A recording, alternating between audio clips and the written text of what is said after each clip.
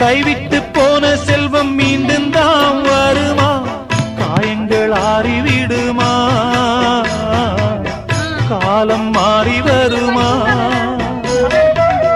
இருண்ட வானம் வெளுக்குமா?